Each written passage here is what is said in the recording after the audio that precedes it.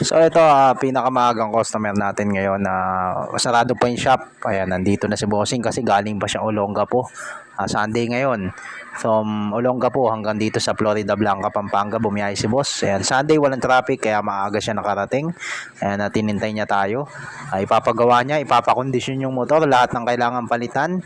Papalitan natin, nagpalagay na rin ng loud horn mga boss, PIA original, tapos yan mga filter niya pinalitan natin at ipinagkatiwala niya sa atin. Kami na daw ang bahala. So ayan mga boss, pag hindi naman po palitin, hindi naman po namin papalitan. Ayan, ganyan po kami dito sa shop.